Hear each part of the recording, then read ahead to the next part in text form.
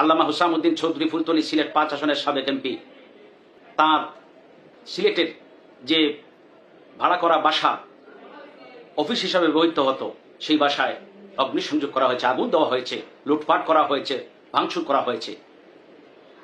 এর জন্যই তো এই আন্দোলন হয় নাই। অনেকে ফেসবুকের মাধ্যমে সাহেবজাদা, সাহেব বাড়ি এগুলিকে নিয়ে কটাক্ষ করেন, বিভিন্ন ধরনের হুমকি দেন।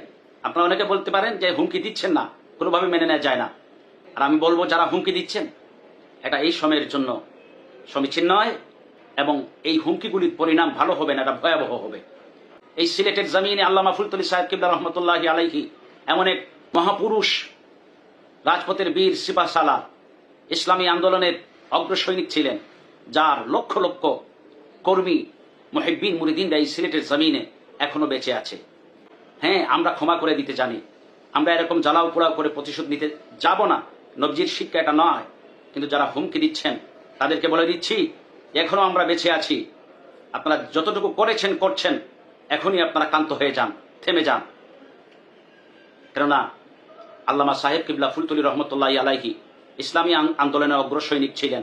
আরবি বিশ্ববিদ্যালয়ের প্রতিষ্ঠার জন্য সংগ্রাম করেছেন, তসলিমা নাসরিনকে দেশ থেকে বিতরণ করার জন্য সংগ্রাম করেছেন।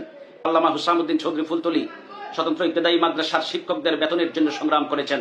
মাদ্রাসার শিক্ষাক্রমের মধ্যে সেই অগ্রহণযোগ্য বিষয়গুলি সরকার সম্পৃক্ত করেছিল, তার বিরুদ্ধে আন্দোলন করেছেন। তিনি সেই মঙ্গল শোভাযাত্রার বিরুদ্ধে আন্দোলন করেছেন। তিনি দুটি বইকে ব্যান করাতে সরকারকে বাধ্য করেছেন, যে বইগুলির মধ্যে সংস্কৃতির নামে অপসংস্কৃতি, শিক্ষার নামে অশিক্ষা ঢুকিয়ে দেওয়া হয়েছিল। আমার কথা লম্বা করছি না, কারো অবদানকে আপনারা ভুলে যায়েন না।